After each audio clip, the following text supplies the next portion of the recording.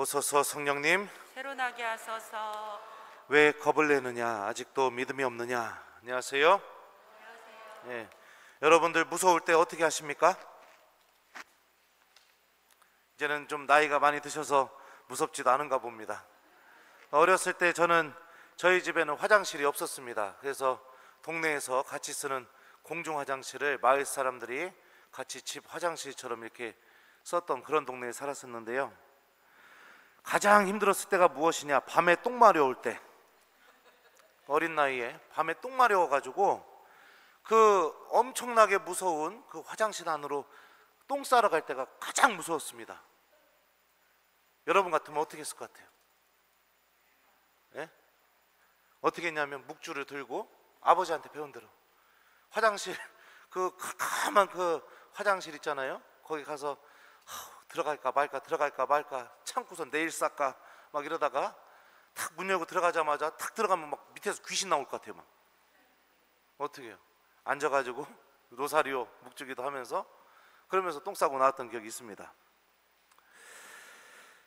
두려움, 이거는요, 인간이 여러분들 창세기를 읽어보시면 두려움, 겁, 죄를 짓고 나서 처음으로 느낀 감정이었습니다. 부끄러움과 두려움, 그죠?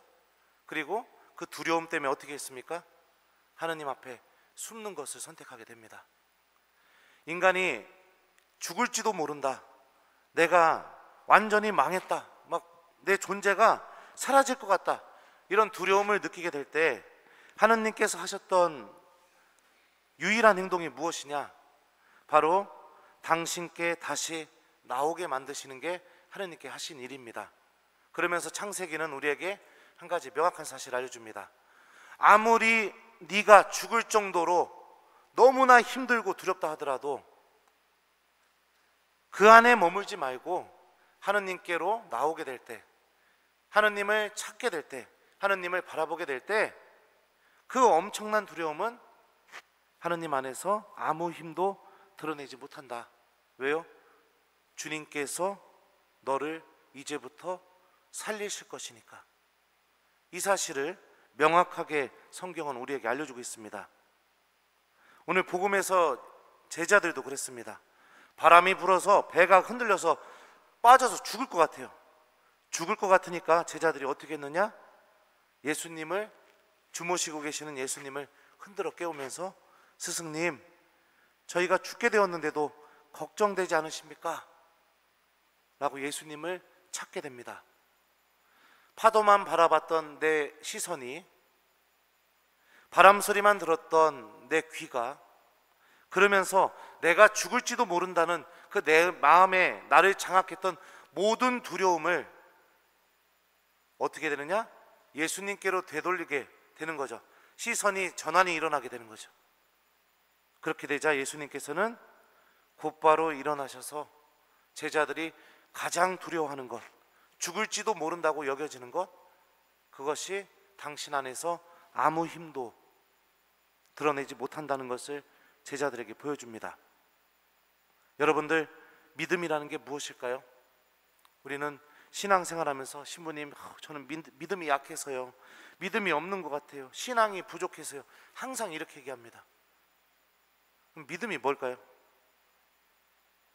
제가 한번 찾아봤습니다. 믿음, 그리스말로 피스티스라고 합니다. 이 단어는 페이테오라는 단어에서 나왔어요. 그게 뭔 뜻이냐? 설득시키다, 확신시키다, 의지하다, 믿다 라는 의미를 갖고 있는 동사에서 파생된 단어입니다. 그러니까 믿음이라는 게 무엇이냐? 결정적인 순간에 그 믿음의 대상이 나를 설득시키는 겁니다. 결정적인 순간에 그 믿음의 대상이 내가 확신을 갖게 만들어주는 겁니다. 그래서 내가 그 믿음의 대상에 의지하게 만들어주고, 그리고 언제나 그 믿음의 대상을 바라보게 되면 그 결정적인 순간에 내가 느꼈던 어려움과 공포, 뭐 여러 가지들이 있겠죠. 그런 것들로부터 내가 아무렇지 않게 되는 것, 이게 바로 믿음입니다. 때로는 물질이 나를 설득하기도 합니다. 자존심, 뭐 여러 가지 것들이 나를 설득해서 내가 그것에만 의지하게 만들기도 하죠. 참된 믿음이 무엇인가? 오늘 복음은 우리에게 알려줍니다. 내가 내 힘으로 스스로 구원될 수 없다라는 것을 깨끗하게 인정하는 거, 이게 참된 믿음입니다. 매일매일 기도하고 매일매일 미사에 한 번도 빠지지 않고 하루하루 하나님 말씀을 열심히 실천하면서 살아가는 거, 이것도 참된 믿음이겠죠. 하지만 그것보다 먼저 선행돼야 될 게 무엇이냐? 내가 내 힘만으로는, 내 능력만으로는 절대로 나는 구원될 수 없다, 이 사실을 내가 인정하는 것입니다. 그렇게 되면 무슨 일이 벌어지느냐? 하나님을 찾게 됩니다. 그렇게 되면 기도하게 됩니다. 그렇게 되면 그분의 말씀을 듣게 됩니다. 그리고 그렇게 되면 내가 그분께 의지하게 됩니다. 우리는 신앙생활을 하면서 믿음을 통해서 맺어지는 열매들을 내가 지금이라도 당장 그것을 하려고 그렇게만 생각합니다. 근데 그것은 내가 노력으로 이루어지는 게 아니라 내 안에서부터 나는 내 힘으로 구원될 수 없다, 내 힘으로 행복해질 수가 없다, 내 능력으로는 내가 세상 안에서 생명을 절대로 누릴 수 없다 라는 사실을 인정하는 것을 잊어버리고 묵주기도 100단, 주일 미사 한 번도 빠지지 않았어, 신앙생활 30년 동안 했어, 내조도 했어, 뭣도 했어, 자연스럽게 맺어지는 그 열매들을 내 노력으로 얻으려고 합니다. 믿음은 여러분들 노력이 아닙니다. 자연스럽게 우리들 안에서 나오는 행동인 겁니다.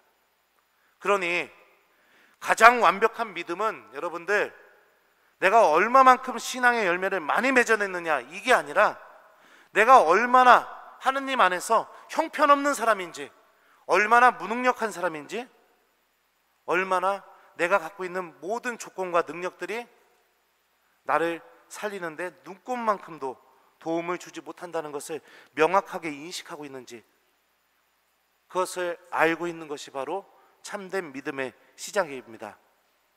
그렇게 될 때 우리는 하느님을 찾게 됩니다. 오늘 예수님의 모습을 잘 보십시오. 마르코 복음서 저자는 주무시고 계셨다라고 이렇게 묘사하고 있습니다. 그렇습니다. 그분은 여러분들이 찾기 전까지는 분명히 여러분들과 함께 계시지만 주무시고 계시는 하느님일 뿐입니다. 여러분들이 하느님께 다가가서 주님, 저 좀 살려주십시오 라고 그분을 흔들지 않으면 그분은 언제나 여러분들과 분명히 함께 있지만 아무것도 하지 않으시는 주무시고 계시는 하느님일 뿐입니다. 예수님께서 내 옆에서 주무시고 계시는 분이 아니라 나와 함께 대화하시고 내가 가장 두려워하는 것을 당신의 권능으로 막아주시고 나를 생명으로 인도하실 수 있게 만들어 주셨으면 좋겠습니다. 세상에서 가장 행복한 사람, 하느님의 은총을 충만히 받는 사람들의 공통점이 무엇이냐? 하느님이 그 사람에게 무엇인가를 해줄 수 있는 사람입니다. 이게 무슨 뜻이냐? 하느님께서 그 사람에게 무엇인가를 해줄 수 있는 것, 그 사람을 용서해 줄 수 있는 사람, 그 사람에게 축복을 주실 수 있는 사람, 그 사람에게 도움을 줄 수 있는 사람, 바로 이런 사람들이 하나님의 은총 안에 충만히 머무는 사람입니다. 그런데 우리는 많은 경우 어떻게 하느냐? 힘들어 죽을 것 같다고 얘기하면서 어떡합니까? 하나님을 찾지 않습니다. 그죠? 피곤해 죽을 것 같다고 하면서 어떡합니까? 하나님을 찾지 않습니다. 우리들의 보통 신앙이 그렇습니다. 여러분들, 죽을 것 같다, 내가 진짜 죽을 것 같아서 죽을 것 같다는 게 아니죠. 죽음이라는 것은 무엇을 의미합니까? 살 수 없음, 행복이 없음, 기쁨이 없음, 이런 것들도 다 포함하고 있죠.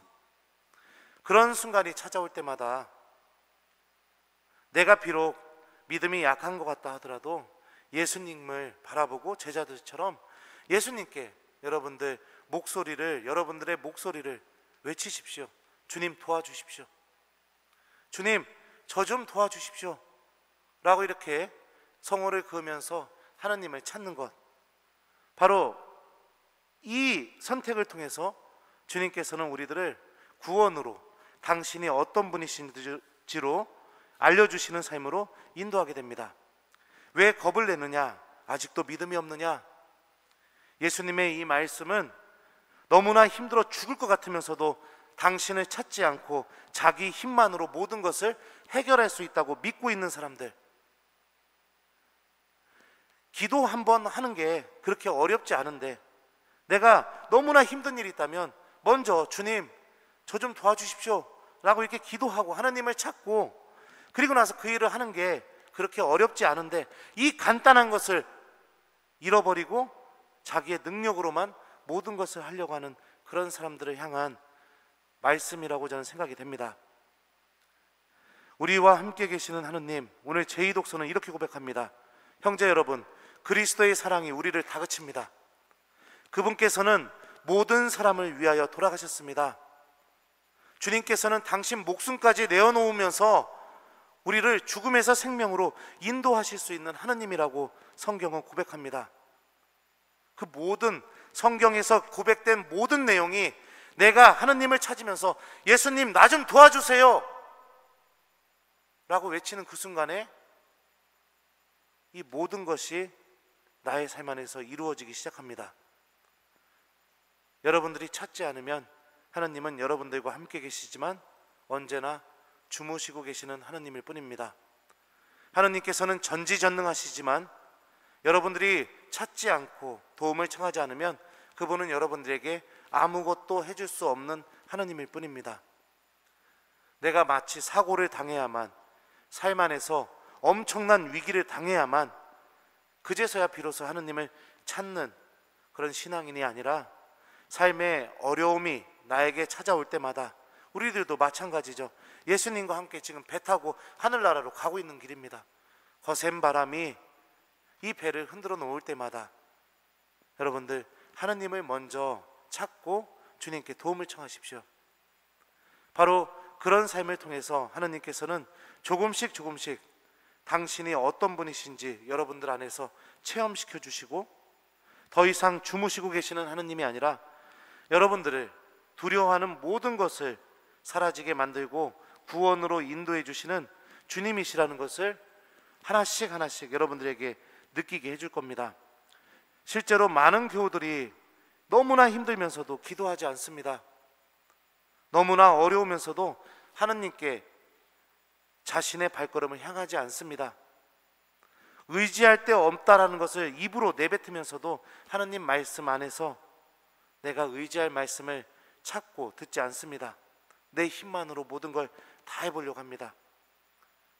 우리 모두는 그러지 않았으면 좋겠습니다. 조금이라도 힘들면 성호경 긋고 예수님 도와주십시오, 이렇게 하면서 신앙생활 한번 해본다면 우리와 함께 계시는 하느님, 정말로 나의 손을 붙잡고 생명으로 은총으로 인도해주고 계시는 분이라는 것을 체험할 수 있을 거라고 생각합니다. 자, 숙제 줄게요. 일주일 동안 하느님 주무시지 않게 만들기 바랍니다. 아셨죠? 내 옆에서 잠 쿨쿨 자게 하지 마시고, 하느님이 무엇인가 나한테 해줄 일이 있어야 잠을 안 잘 거 아닙니까? 그죠? 하느님이 나한테 뭔가를 해줄 수 있는 그런 사람이 될 수 있게 하시기 바랍니다.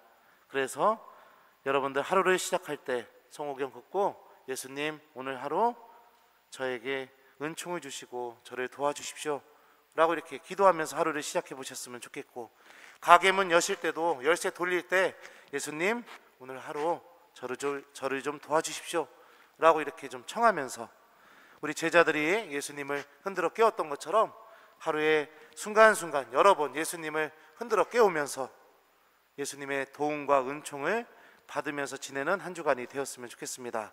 숙제는요, 아침에 한 번, 점심때 한 번, 저녁때 한 번, 하루에 3번씩 성호경 긋고 예수님 도와주십시오 라고 일주일 동안 마음속으로 기도해 보는 거, 이게 숙제입니다. 모두 잘 하실 수 있을 거라고 저는 믿습니다. 왜 겁을 내느냐? 아직도 믿음이 없느냐? 아멘.